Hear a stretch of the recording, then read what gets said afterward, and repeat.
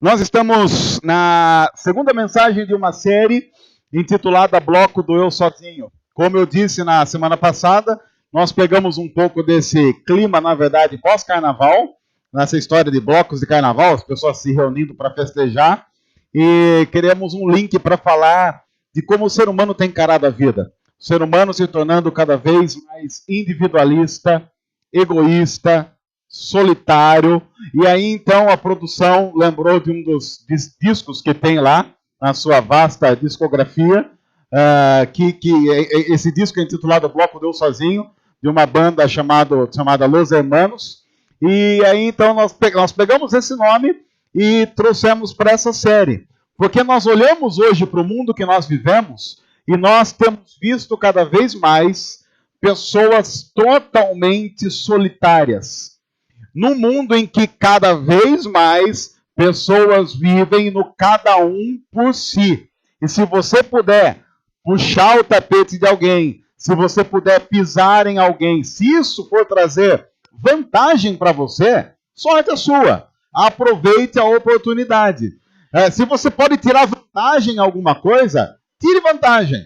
Porque no mundo que nós vivemos, um mundo egoísta, não tirar vantagem de uma situação, mesmo que para tirar essa vantagem você prejudique muito o próximo, não fazer isso é sinal de burrice. É uma oportunidade que talvez você esteja perdendo para crescer na vida. E é por isso, inclusive, que na semana passada nós falamos sobre essa crise da autossuficiência humana nos relacionamentos. Como os relacionamentos vão se tornando cada vez mais frios.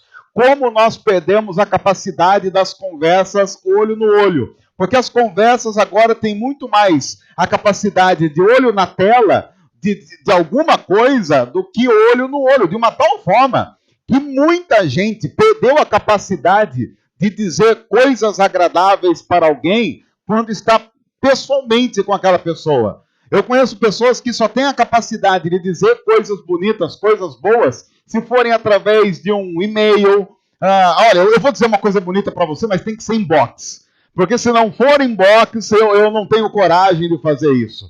E assim nós vamos esfriando relacionamentos e vivendo no mundo cada vez mais doente. Nós temos um ser humano celebrando a sua autossuficiência, uma sociedade que cada vez mais diz não precisar de Deus, mas que ao mesmo tempo padece de doenças relacionadas à depressão, crise de ansiedade e por aí vai. Hoje nós vamos falar de um assunto que, deixa eu dizer desde já, mais uma vez, aquele profundo momento, aviso, como é que eu diria? Um aviso sincero às pessoas que estão aqui, às pessoas que estão nos ouvindo pela internet e às pessoas que estão nos assistindo em nosso canal lá no YouTube.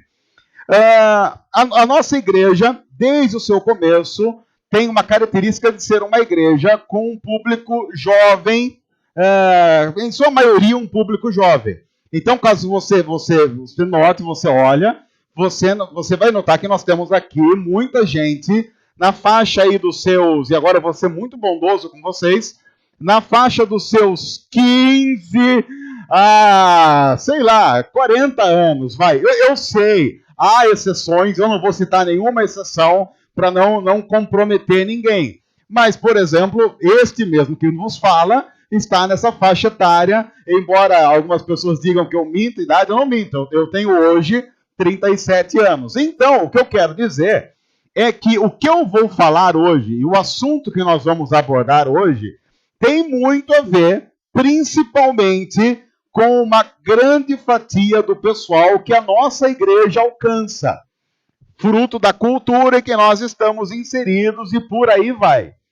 Também é necessário dizer, como consequência, que quando nós paramos como liderança da igreja, e nós fizemos isso, acho que no último mês de novembro ou dezembro, quando a liderança da igreja se reúne para pensar as séries de mensagens para o ano seguinte, é claro que a liderança da igreja levanta necessidades espirituais que os seus pastoreados têm. Então, sim, em primeira instância, todos que estão aqui participando desse momento foram analisados e pensados para elaborar os assuntos das séries desse ano. Inclusive, é claro, o que eu vou dizer hoje. Mas também estamos inseridos numa comunidade virtual, então sim, nós pensamos também naqueles que estão nos ouvindo pela internet, naqueles que estão nos assistindo. Por quê? Porque hoje nós vamos falar sobre o problema da autossuficiência humana nesse andar e caminhar no bloco do eu sozinho, numa geração em que a luta tem sido cada vez mais por fitness e bem-estar. Antes que algumas gracinhas aconteçam. Sim, eu estudei o assunto para poder falar sobre isso. Algumas pessoas aqui sabem, já compartilharam isso, eu frequento academia. Agora, o que você vai pensar a partir disso é problema seu, eu não tenho nada a ver com isso. Eu frequento academia e você olha para mim, você pode falar assim, não, mas o que esse cara vai falar sobre geração fitness? Eu não vou falar sobre a geração fitness numa perspectiva da nutrição. Eu vou falar sobre geração fitness, uma geração que busca bem-estar, uma geração que busca estar na moda e todas essas coisas numa perspectiva de uma geração que busca isso sem Deus. Porque deixa eu dizer algo antes.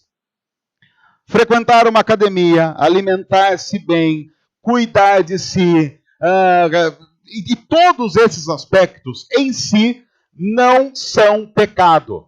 Então nós não vamos, em aspecto algum, demonizar essas coisas. De uma tal forma que a gente fique idiota a ponto de dizer, depois de uma mensagem, que a academia é um ambiente do diabo. Você sabe que, embora algumas igrejas dizem isso, porque a academia toca a música do mundo. Tanto é que em alguns lugares, é sério, em alguns lugares tem academia evangélica. Por quê? Porque você vai lá e você fica malhando ao som de Cassiane. Quer dizer, é sério. Imagina você lá fazendo spinning ao som de Sabor de Mel. Quer dizer, você treina mais rápido, aqui você queima mais rápido, aqui você quer ir embora logo. Mas tem isso, é verdade. Se você procurar no Google, você vai achar lá Academia Evangélica. Imagina o figurino das irmãs. Bom, a gente não vai demonizar a academia, a gente não vai demonizar produto de beleza, a gente não é essa a intenção. A intenção é fazer uma análise da nossa geração à luz de uma geração que busca estar bem consigo mesma sem Deus. É a geração que quer olhar para o espelho e se sentir bem. Mesmo que aquela pessoa que esteja olhando para o espelho e enxergando-se bem no espelho, tenha um coração em frangalhos. E esse é um problema sério da nossa geração. Nós temos uma geração cada vez mais bonita visualmente. Não dá para negar isso.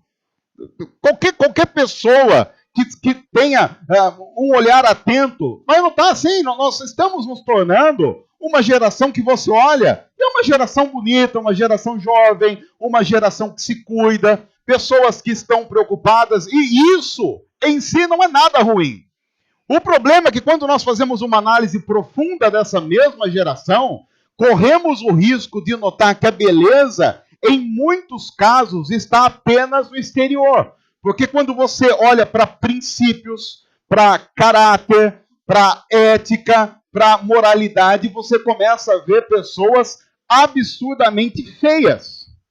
Você já deve ter passado pela experiência, inclusive, de conversar com alguém. Você olha alguém, a pessoa te interessa fisicamente, mas depois de 5 minutos de conversa, você já está pensando, meu Deus, tomara que eu tenha um infarto agora, para esse infarto me mandar para o hospital e eu não ter mais que conversar com essa pessoa. Porque aquilo que ela carrega dentro de si acaba enfeiando tudo o que ela tentou maquiar. Há também uma outra perspectiva que aterroriza a nossa geração e tem aterrorizado cada vez mais e que explica talvez essa busca absurda pelo bem-estar sem Deus, que é o profundo medo da morte enraizado no ser humano. Porque caso você não saiba, segundo as últimas pesquisas, estudei um pouco sobre isso, fui pesquisar isso, você vai morrer. Os últimos números indicam que se continuar, por exemplo, se o mundo continuar a existir por mais 200 anos, todos aqui vão morrer. Eu não sei quem vai morrer por último. Quem é que fecha o caixão literalmente da galera que está aqui. Mas vai chegar uma hora que a gente vai estar ali e você vai morrer, não tem jeito. Mas isso aterroriza a gente. E talvez o ser humano, então, esteja tentando criar artifícios que vão maquiar o inevitável. Tanto é que hoje nós já vivemos numa época em que, às vezes, quando você quer desmerecer uma pessoa, ou dizer que aquilo que a pessoa diz não tem lá tanto valor, às vezes as pessoas dizem assim, não, mas quem está dizendo isso? Ele é apenas um velho. Quantas vezes você já ouviu isso? Não, ele é apenas um velho. Do tipo, o que ele está falando não leva em consideração, porque ele é um velho. Porque cada vez mais envelhecer torna-se um pesadelo. Você olha para o espelho e vê sinais de envelhecimento, você então quase que se sente na obrigação de combater aquilo. Porque internamente aqueles sinais vão mostrar o que para você? Está chegando a hora da verdade. Ou como dizem os estudiosos, está chegando a hora da onça beber água. Da hora em que definitivamente nós vamos então ver se vamos mesmo ter que prestar contas a alguém da vida que nós levamos. E isso aterroriza seres humanos, porque no mundo de autossuficiência, eu vou vivendo de uma tal forma que eu não tenho que prestar conta a ninguém, eu dou conta da minha vida, eu cuido de mim mesmo, mas aí os sinais do espelho vão mostrando, está acabando. Está acabando. O Rubem Alves, um filósofo que era pastor e que depois deixou de ser pastor, formado no seminário presbiteriano de Campinas, aqui perto da gente, mineiro. Poucas pessoas sabem que o Rubem Alves era pastor, né? Se formou lá no mesmo seminário que eu. Seminário formando pessoas maravilhosas. O Rubem Alves dizia algo interessante, ele dizia, quando as pessoas fazem aniversário, as pessoas falam assim, um ano mais, não, um ano menos. A pessoa não, ela não está celebrando um ano a mais de vida. Ela está celebrando um ano a menos. Porque tudo bem, ela completou mais um ano, mas também está um ano a menos da gente ir lá para o velório da pessoa. Rubem Alves dizia isso. E talvez pelo fato de Rubem Alves dizer isso, as pessoas diziam, é um gênio, mas é o que a Bíblia diz a respeito de nós. Por isso, talvez, e esses dados são do ano passado, tá? Dados recentes. No Brasil, gasta-se com salão de beleza, o que inclui cabelo, manicure, pedicure e barbicure, que não gosta de barba, né? Gasta-se por ano no Brasil 20 bilhões de reais. Isso é o que o brasileiro gasta com salões de beleza. 20 bilhões de reais. Você pode dizer, não, tudo bem, isso é normal. No entanto, olha que interessante. Gasto do brasileiro com educação. Veja, o brasileiro gasta 20 bilhões de reais por ano com beleza, salões de beleza. E esse mesmo brasileiro gasta com educação no ano 18 bilhões de reais. Ou seja, nós vivemos em um país que por ano gasta-se 2 bilhões a menos com educação do que com salão de beleza. Esses dados têm que dizer alguma coisa. Segundo o levantamento, um jovem médio gasta numa saidinha aí, sei lá, uma saidinha de um sábado à noite. Esse é um gasto médio, tá? Também são números recentes. Não estão levando em considerações, por exemplo, você sair e pedir uma bebida mais cara ou ir num lugar mais caro. Não, um gasto médio. O gasto médio de um jovem num fim de semana é de mais ou menos R$180. Desses que saem. Um jovem médio na média, gasta mais ou menos, por fim de semana, R$ 180 para se divertir, para desestressar, para fazer todas essas coisas que, de novo, em si não são pecaminosas. No entanto, o gasto médio do brasileiro com leitura, o que inclui livro, jornal, revista, é de R$ 120 ao ano. Ou seja, brasileiro gasta cerca de R$ 10,05 ao mês com leitura. Esses números não explicam tudo, mas esses números dizem alguma coisa. Nós somos uma geração preocupada com o bem-estar. Somos uma geração preocupada com a imagem. Mas nós estamos nos tornando cada vez mais uma geração vazia. E esse é um problema. Não há um problema nenhum em você ser muito bem arrumado, muito bem cuidado, sentir-se bem com algumas coisas, desde que tudo isso seja reflexo de um coração cheio. E, segundo a Bíblia, um coração cheio de Deus. O problema é quando todas essas coisas externas vão sendo colocadas em nós, talvez justamente para maquiar o vazio absurdo que muita gente tem dentro de si. Muita gente vai dizer, não, mas eu quero apenas ficar mais bonito, mais saudável. Ok, mas uma pergunta que nós precisamos fazer à luz da Bíblia é: qual é o real objetivo de ficar bonito e saudável numa vida sem Deus e numa vida de autossuficiência? Porque as motivações precisam ser levadas em consideração. Porque, do contrário, nós vamos tornar essa luta por beleza, essa luta por saúde, essa luta por bem-estar em mais um ídolo colocado no ser humano, que faz com que ele invista tempo, que faz com que ele invista sonhos, que faz com que ele invista projetos e mais. Se ele não consegue, então, alcançar esses objetivos, ele fica mal, ele se entristece. E aquilo passa a aborrecer a sua vida mais do que tudo. Vivemos uma geração que tem colocado nisso os seus melhores momentos, os seus maiores esforços e as horas mais produtivas do seu dia. A questão não é tirar essas coisas. A questão é colocar todas as coisas nos seus devidos lugares. O desafio não é dizer, a partir de amanhã, então, quer saber de uma coisa? A partir de amanhã eu cancelo a minha matrícula na academia, nunca mais vou entrar num salão de beleza e vou viver igual um bicho do mato. Não!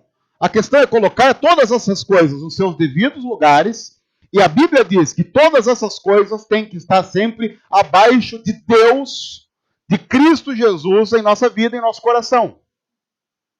Porque a verdadeira saúde tem a ver com o relacionamento que nós temos com Deus. É por isso que muitos que talvez estejam agora numa cama de hospital, estejam espiritualmente muito mais saudáveis do que alguém que acabou de correr 10 quilômetros. A verdadeira saúde não tem a ver com como está o nosso batimento cardíaco ou como está a nossa pressão arterial. A nossa verdadeira saúde tem a ver com o quanto o nosso coração é devotado a Cristo Jesus e o quanto os nossos princípios de vida têm a ver com Ele. No entanto, é claro que eu vivo numa geração que preocupa-se mais com a extensão da vida terrena do que com a eternidade da própria existência. É claro que eu vivo numa geração que está mais preocupada em medir bíceps na frente do espelho de uma academia, por mais ridículo que isso seja, porque eu me sinto até vergonha alheia. Você está lá na academia, aí tem um sujeito lá, fulano, vem medir meu bíceps. O que é isso? O que é isso? Eu já saio de perto com medo de ser confundido. Imagina se eu estou lá, a pessoa fala, gordinho, vem aqui um pouco.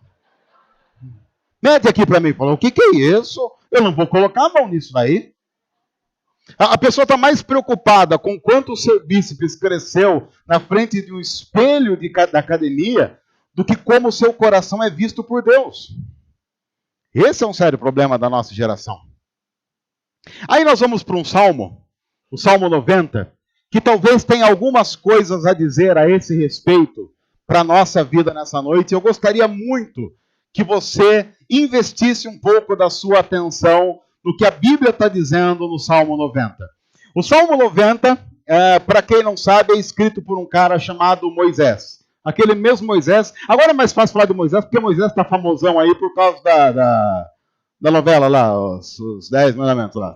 Aquele lá que escreveu aqui o Salmo 90. Então você já sabe quem é, já facilita porque não tem que fazer a contextualização de dizer quem é Moisés. Moisés lá, embora algumas coisas lá, por exemplo, não tinha o extintor, né? Lá não tinha, apareceu na novela, não tinha extintor, mas tirando aí alguns pequenos detalhes, porque também é da Record, né, gente? Vocês não vão querer uma hiperprodução. Então, tirando alguns pequenos detalhes, é aquele cara. Aí, no Salmo 90, Moisés faz uma análise da vida humana. Não se sabe em que época da vida ele estava ao escrever esse salmo. O que se sabe é que nós temos no salmo uma análise do ser humano e dos dias do ser humano. Então veja o que ele vai escrever há muito tempo e que ainda reverbera para a nossa vida hoje. Salmo 90 diz assim: Senhor, Tu és o nosso refúgio, sempre, de geração em geração. Antes de nascerem os montes e de criares a terra e o mundo, de eternidade a eternidade, Tu és Deus. O que Moisés está fazendo é, antes da gente começar a falar um pouco sobre a vida do ser humano, vamos deixar uma coisa clara. Nós estamos falando a partir de uma perspectiva totalmente limitada, porque a única pessoa que tem uma perspectiva ilimitada de todas as coisas é Deus. Nós vivemos numa geração que busca autossuficiência. No entanto, o Salmo 90 começa a dizer o seguinte: antes que os montes nascessem, de eternidade a eternidade, o Senhor é Deus. Então, vamos colocar as coisas nos seus devidos lugares. Se há alguém que manda, se há alguém que pode determinar alguma coisa, se há alguém que pode dar a palavra final a respeito de qualquer coisa que tenha a ver com o ser humano, que tenha a ver com o cosmos, é Deus. Ele é o nosso refúgio sempre, de geração em geração. Ele é que reina de eternidade a eternidade. Nós estamos falando sobre vida, saúde, bem-estar, tempo, e o texto fala sobre eternidade. Fala sobre algo, inclusive, que em nossa mente talvez nem caiba. Porque pare para pensar por alguns instantes na eternidade. Você vai ver que, inclusive, esse contexto de eternidade dificilmente cabe na mente humana. Porque nós estamos acostumados a pensar nas coisas na perspectiva temporal. Tempo, limitação de tempo, o tempo sendo fatiado em dias, meses, anos. E aí quando alguém diz sobre eternidade, a nossa mente quase que começa a entrar em curto-circuito. Mas se o lance é autossuficiência, então, segundo o Salmo 90, no início do Salmo 90, nós já sabemos quem é que deve ter a palavra final sobre qualquer coisa. De eternidade a eternidade, Tu és Deus. É o Senhor que reina. E aí ele continua: fazes os homens, seres humanos, voltarem ao pó, dizendo: retornem ao pó, seres humanos. Essa nada mais é do que uma forma poética de dizer: quando Deus diz, morra, você morre. Porque retornar ao pó é uma linguagem bíblica, porque segundo a Bíblia nós fomos formados do pó. Deus forma o ser humano e diz: você é simplesmente pó. Veio do pó e vai voltar para o pó. E aí, quando Deus olha para o ser humano e diz: retornem ao pó, filhos dos homens, não há nada que você possa fazer a respeito, porque simplesmente os seus olhos se fecharão pela última vez e você acorda para a eternidade. E aí, o texto está dizendo: Ele é que pode fazer isso. Deus é que pode controlar todas essas coisas, porque a despeito de todo o bem-estar que buscamos, de toda a saúde que procuremos ter, há algo inevitável. Você não controla a sua saúde. Por mais que a gente possa dizer que controla. Não controla. E cada vez mais, inclusive, a gente vive numa sucessão de acontecimentos que vai mostrando que, viu?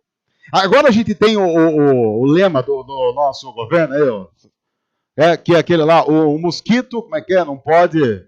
Mosquito não é maior que uma nação, é isso? É da campanha aí contra os chikungunhas, o do Zika, os dengue, a campanha contra o Cunha, agora tem o Chico Cunha, também tem o Cunha que a gente quer que caia, mas é outra coisa. Aí eu acho engraçado porque o pessoal diz assim, tudo bem, é um lema de marketing, diz assim, o mosquito não é maior do que você. Eu sei. Então tá claro isso. A não ser que ele pese mais de 100 quilos, porque aí é um mosquito também que eu vou te dizer, enorme. Mas se eu levar uma picada dele e ele estiver contaminado com os chikungunhas aí, ele vai pegar um ser humano de mais de 100 quilos e vai colocar numa cama. E quem controla isso? Não dá para controlar essas coisas. Aí você pode falar assim, mas se você se alimentar bem... se comer muito alface, até o Edson Chips fica com nojo e não vem pegar você. Não tem. Aí o pessoal fala, aí tem umas receitas caseiras, né? Por exemplo, dizem que comer inhame. Já ouviram essa daí? Comer inhame. Aí eu ia viajar esses dias, eu sou alérgico à picada de insetos. Aí lá em casa era inhame que não acabava mais. Aí ia viajar, a gente ia num acampamento, e sempre que eu vou nesses lugares aí, eu falo, comer inhame, vamos comer inhame. Eu vou transpirar inhame. E inhame. Inhame com inhame, sanduíche de inhame. Não adiantou nada. Levei um monte de picada, estou coçando até agora. Não adiantou. Eu falo, mas meu Deus do céu, com certeza os pernilongos que me picaram adoram inhame. Ele fala, olha que inhamão, olha que beleza. Não adiantou nada. Serviu para nada aquilo. A gente não tem controle sobre essas coisas.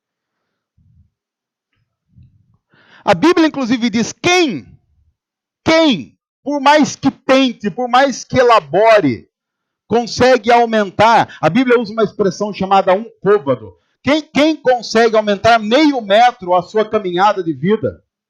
Quem consegue, por mais que faça, aumentar um dia a sua existência? E aí algumas pessoas vão dizer assim, não, tudo bem, mas a questão então é que se nós vamos ter um fim, o melhor é chegar com qualidade até lá. Concordo, mas de qual qualidade nós estamos dizendo? A qualidade de uma vida que tem saúde ou de uma vida espiritualmente saudável e que pode, inclusive, ser uma vida com saúde? Nós estamos falando de duas coisas, não apenas de uma. Só que, claro, eu vivo numa sociedade e numa cultura e numa geração que tem dito que uma só coisa é importante, que é você olhar para o espelho e sentir-se bem. Agora, o que Deus pensa a respeito da nossa vida não tem importância.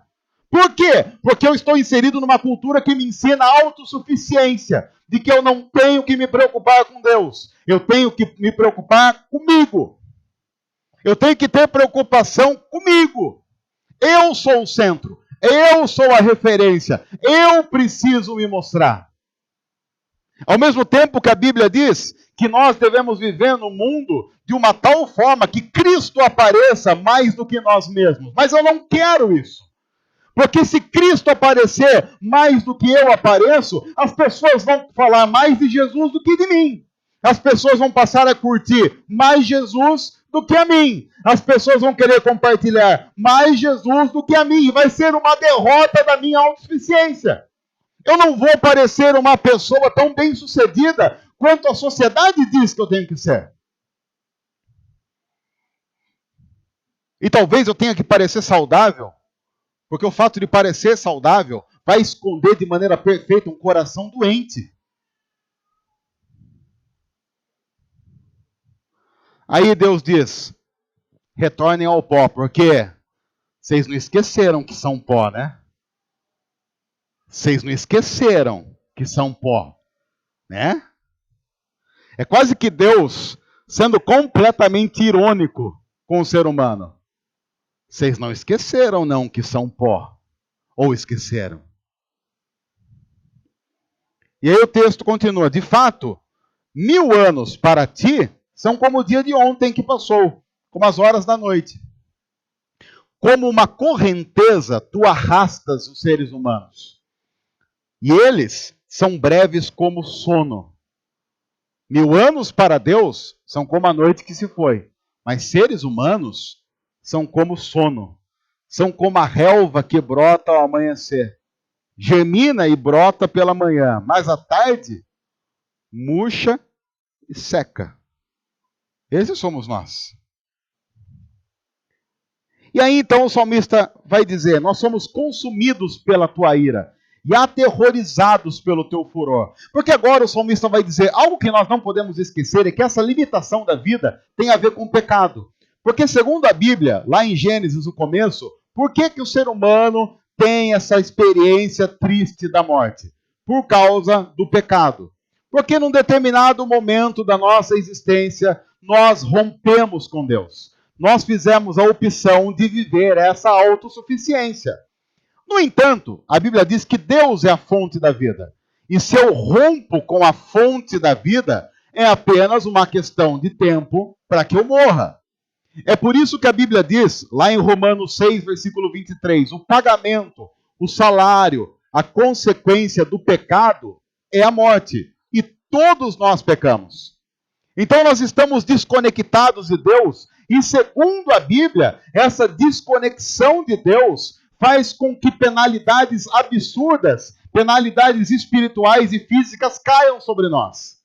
Nós passamos a experimentar as consequências absolutamente drásticas do pecado. É por isso que Jesus vem para sofrer as consequências desse mesmo pecado em nosso lugar. É por isso que nós dizemos que a morte de Jesus é uma morte substitutiva. Nós deveríamos experimentar a morte no seu estado mais absurdo, que tem a ver com a ira de Deus sendo derramada sobre nós. No entanto, a Bíblia diz que Jesus vai para a cruz e ele experimenta isso em nosso lugar. É a morte substitutiva. Por isso que ele ressuscita. Porque a penalidade foi tirada, não há mais morte. Nossos pecados foram lançados sobre ele. E é por isso que ele nos convida a uma vida de arrependimento, de mudança, de transformação. No entanto, o autor está dizendo, não se esqueça que essa limitação tem a ver com o pecado. Porque ainda esse pecado, infelizmente, está atuando em nós. E é por isso que somos consumidos pela tua ira e aterrorizados pelo teu furor. O Senhor conhece as nossas iniquidades. Não escapam nem os nossos pecados secretos à luz da tua presença. Todos os nossos dias passam debaixo do teu furor. Vão-se como um murmúrio. E aí a gente começa a ficar com medo, dizendo, tá vendo? Deus está vendo. Você pode ser bonito por fora, mas horrível por dentro, e Deus está vendo. Os nossos dias passam-se debaixo do furor, da ira de Deus. No entanto, antes de você ficar depressivo com essa história, vamos continuar o texto. Porque agora, chega uma parte do Salmo que é muito conhecido. Eu que frequento igreja desde o nascimento, ouço esse texto sendo citado, recitado, cantado, falado, pregado, analisado, mas há um detalhe nesse texto que nós precisamos ver. Os anos da nossa vida, o salmista está dizendo, contexto em que ele está falando do furor de Deus, da ira de Deus, como consequência do pecado que a gente pratica. Numa vida em que o furor de Deus cai sobre nós, a ira de Deus cai sobre nós, os anos de nossa vida chegam a 70 ou a 80 para os que têm mais vigor. E a gente tem visto isso. Tem um pessoal que chega lá aos 80, tá bem, tá tranquilo. No entanto, são anos difíceis e cheios de sofrimento, pois a vida passa depressa e nós voamos. Quem conhece o poder da tua ira? Pois o teu furor é tão grande como o temor que te é devido. E aí você diz, ó, tá vendo? A Bíblia diz que os anos do ser humano podem chegar a 70, 80, mas numas versões mais antigas na Bíblia, diz assim, só que daí a maioria deles, de quem chegou a 70, 80 anos, a maioria dos seus dias são de canseira e enfado. No entanto, quem escreveu o salmo que nós estamos lendo? Moisés. Deixa eu contar um pouco sobre Moisés. Moisés nasceu, ele era filho de escravos israelitas no Egito, como você viu lá na novelinha. E aí, ele vai ser criado pela princesa, filha do faraó, no bem bom. Quando ele chega a 40 anos, ele vê alguém do povo dele, do povo israelita, sendo maltratado. Ele reage, o que ele faz com quem estava lá tentando matar o israelita? Ele briga e daí ele mata o agressor. E aquilo traz uma penalidade sobre ele de uma tal forma que ele já era governador ali no Egito e ele tem que fugir. E ele foge para onde? Ele foge para o deserto, e aquela coisa toda, sofrendo no deserto, até que ele vai parar na casa de um homem chamado... Não sei se tem na novela o Jetro. Tem o Jetro na novela? Teve? Tem o Jetro lá. Foi parar na casa do Jetro. E o que o Jetro tinha de bom? Uma filha. Tem a filha. Jetro tem uma filha bonitinha, que tinha lá o nome de Zips. A Zípora. Era esse o nome dela também, né? Tinha a Zípora lá? Tem a Zípora. Aí Moisés se engraçou com as Zips e aí casaram. Até que um dia Moisés está pastoreando os rebanhos do seu sogro e ele vê uma luz brilhando lá no monte. E, meu Deus, uma luz brilhando no monte. Mas Moisés é homem, ele pensou, eu não vou até lá, por causa de uma luz brilhando. Não foi. Voltou para casa, falou para Zípora, você sabe o que eu vi hoje? O que você viu hoje, Moisés? Uma luz brilhando no Monte Sinai. O que era? Não sei, não fui ver. Não acredito. Por isso que você não cresce na vida, Moisés. Você não tem iniciativa. Você não toma iniciativa. Eu devia mesmo ter casado, sei lá com quem lá. E aí já imagina, a sogra começou a falar mal, virou aquela coisa. No dia seguinte ele viu lá, falou, agora eu vou subir só para não falarem mal de mim. Aí ele subiu, a hora que ele foi pisar, ele ouve uma voz dizendo, Moisés, tira as sandálias dos seus pés, porque a terra que você está é terra santa. E ele logo notou o quê? Dancei. Porque era Deus falando com ele. Quando Deus fala pessoalmente com você, você dançou. Você dançou mesmo. Mesmo. A gente tem até um lema aqui no ajuntamento. Você está orando no quarto à noite, apareceu uma luz, se joga, meu filho. Dá um jeito, se joga, porque vai vir sofrimento. Mas ele foi na primeira vez, senão o pessoal vai ficar mandando e-mail para ele, falando assim, eles estão citando, foi um momento de ironia. Ele foi na primeira, já que ele já sabia que Zípora ia ficar reclamando se ele não fosse. Bom, aí Deus falou para ele, Moisés, o povo lá no Egito lá está sofrendo, viu? Está sofrendo, senhor. E eu vou mandar alguém para libertar. Que bom, senhor. Tem que mandar alguém para libertar mesmo. Tem que mandar alguém ali. Quem que o senhor vai mandar? Você. Não tem que mandar ninguém não, senhor. Deixa o povo lá, povo sem vergonha, povo safado. Você deixa o povo ali. O que tem? Não vai ser você sim, Moisés. Você vai lá para libertar o povo. Onde já se viu não querer libertar o povo, vai libertar o povo. Porque o povo está clamando, o clamor dele subiu também. Você vai lá para libertar o povo. Sabe quantos anos Moisés tinha quando Deus falou com ele? 80. Moisés tinha 80 anos quando foi para o Egito para colocar o dedo na cara de Faraó e falar assim, se você não deixar o povo de Israel ir embora, o bicho vai pegar para o teu lado. 80 anos. Aí, ele tem que conduzir, para o povo sair do Egito, ele tem que conduzir o povo no deserto. Segundo a Bíblia, quantos anos o povo caminhou no deserto? 40 anos. Quem guiou o povo? Moisés. Significa dizer que quando o povo estava prestes a entrar na terra prometida, porque Moisés não entrou, por causa de um pecado, Deus deu um castigo para ele e falou assim, você não vai entrar. Tanto é que Deus fala assim para ele, agora você vai subir no monte tal lá, Você vai subir, de lá de cima eu vou mostrar para você a terra prometida, mas ali mesmo você vai morrer. Aí Moisés sobe lá, faz uma peregrinação até o monte, sobe lá, olha tudo, que beleza, olha que legal, morreu. O cara guiou o povo no deserto durante 40 anos, e depois, quando chegou o seu último dia de vida, ele sobe o morro, sobe o monte, a pé. E lá em cima, só chegou lá, acabou. Simples. Ele tinha 80 anos quando foi libertar o povo. Andou 40 anos no deserto.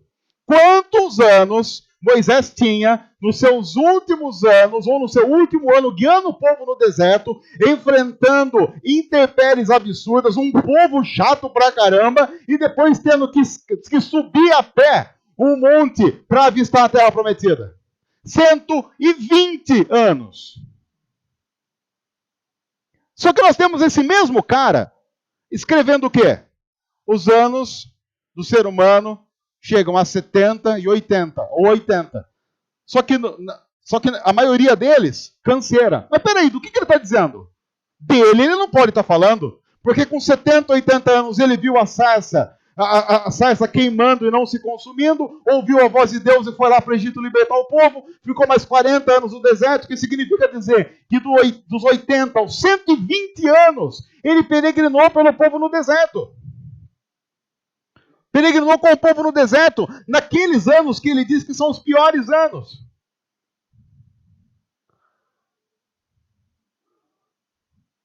A questão aqui é a ira de Deus sobre os seres humanos. Porque o que Moisés está dizendo é, gente que vive debaixo da ira de Deus e não converte o seu coração a Jesus, não se entrega a Jesus, não se dobra a Jesus, não se arrepende dos seus pecados, vai viver uma vida com o coração tão ruim que vai chegar no final da vida com a sensação de que não valeu a pena ter vivido. Vai ser canseira, vai ser tristeza, vai ser dor. Mas quem conhece o autor do Salmo sabe que essa não é a experiência de alguém que está caminhando com Deus. Porque quem escreveu que vai ser cheio de canseira e enfado quando chegar ao fim da vida, escreveu no contexto de ser consumido pela ira de Deus, porque o coração é ruim. Porque veja o que ele vai continuar dizendo agora, em uma total inversão do que acabou de ser escrito. Senhor, ensina-nos a contar os nossos dias, para que o nosso coração alcance sabedoria. Volta-te, Senhor, até quando será assim? Tem compaixão dos teus servos. E essa compaixão dos servos de Deus tem a sua manifestação máxima na cruz, quando ele nos salva na cruz, nos resgata na cruz. Satisfaze-nos pela manhã com o teu amor leal. E ele disse que chega a 70, 80, mas a maioria é canseiro e enfado. Mas agora no mesmo salmo ele diz, se o Senhor nos satisfaz pela manhã com o teu amor leal, se a minha vida é cheia do teu amor leal, se eu me satisfaço no Senhor, todos os nossos dias nós cantaremos felizes. Tem canseiro e enfado? Não nessa. Porque segundo o que Moisés está dizendo, aquele que se satisfaz de Deus pela manhã, que é uma forma de dizer aquele que se renova em Deus toda manhã, aquele que vive em Deus e torna a perspectiva de Deus a perspectiva da sua vida, vai cantar feliz todos os dias. Por isso, dá-nos alegria pelo tempo que nos afligiste, pelos anos em que tanto sofremos.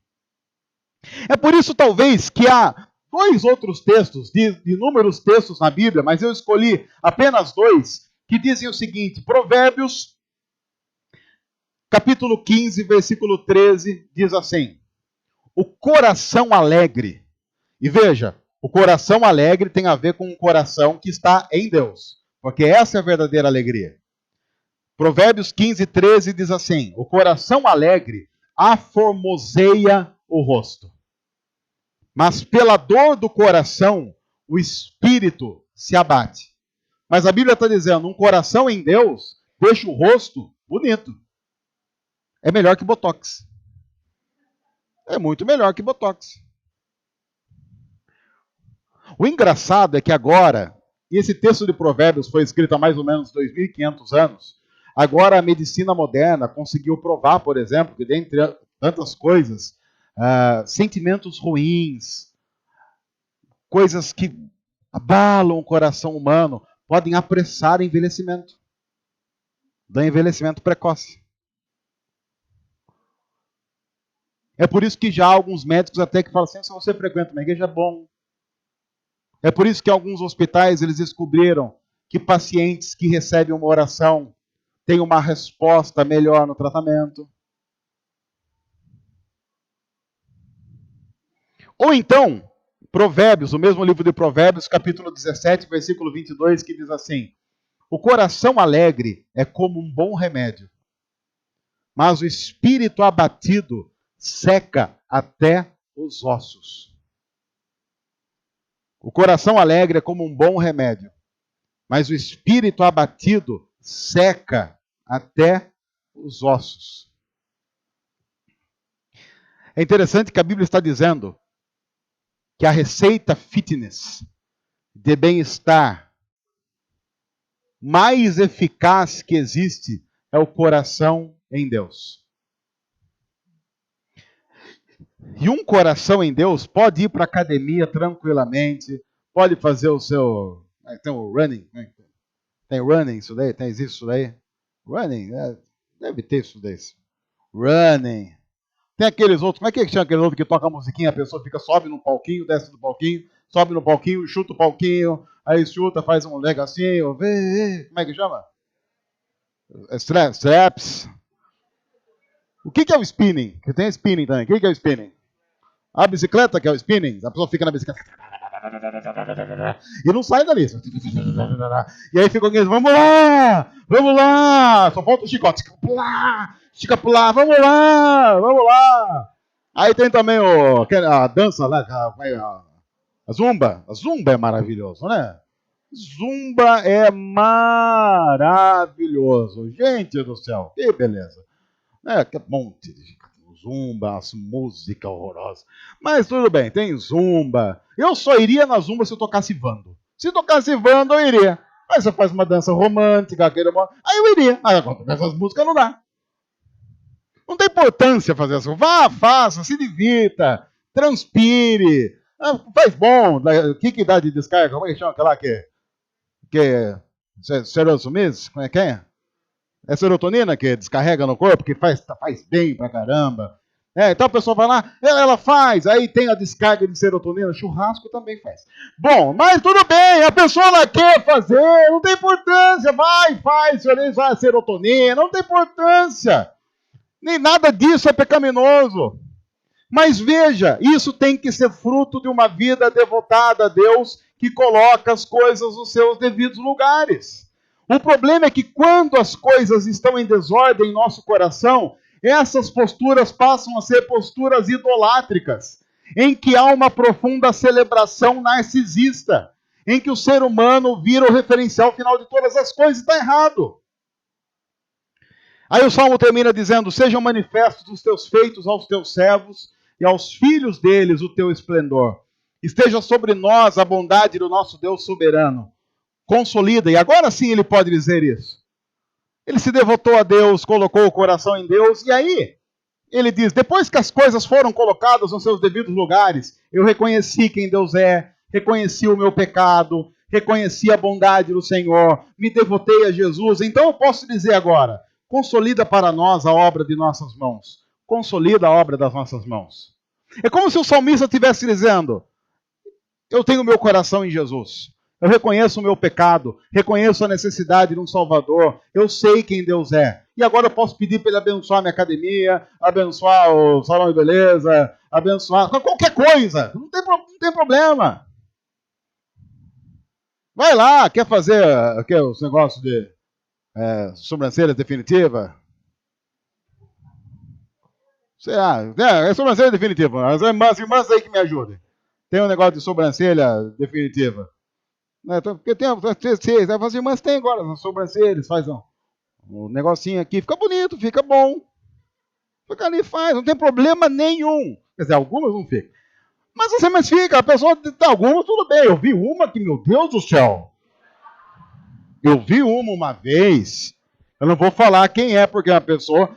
gente do céu! A pessoa parecia que pintaram duas taturanas, quem chama? Sabe quando você não consegue mais parar de olhar? Você olha e fala, aquilo parece que vai agredir você. Aí eu falei, eu vou tatuar um demônio. Falei, vou tatuar. A pessoa falou, que tonto. Falei, foi você que começou? O que é isso? Uma coisa horrorosa? Não tem problema, pode fazer tudo isso. Tranquilo. Mas quando você faz na perspectiva das coisas nos seus devidos lugares, você vai fazer isso de uma tal forma que as pessoas vão olhar para você e vão ver beleza em você. Mas vão ver muito mais a beleza que importa, que é aquela que está no coração humano. Não há nenhum problema de você cuidar da sua imagem. Desde que a imagem que você mais se preocupe seja a imagem de Cristo Jesus em você e através de você. Essa é a imagem que nós mais temos que cuidar. E a partir da perspectiva de Jesus em nós e através de nós, as coisas vão sendo colocadas nos seus lugares e você então pode usufruir delas com um coração alegre e dizer, Deus, consolida isso. Deus, abençoa isso. Deus cuida disso. A autossuficiência humana vai nos matar. A profunda dependência de Deus vai nos dar vida e vida eterna. E eu espero que Deus te abençoe nisso. Deus, que tenhamos a coragem de colocar todas as coisas nos seus devidos lugares e para a glória do Senhor. E quando as coisas assim estiverem, pedimos que o Senhor consolide a obra das nossas mãos. E que essas mesmas obras existam para a glória do teu nome. Em nome de Jesus. Amém.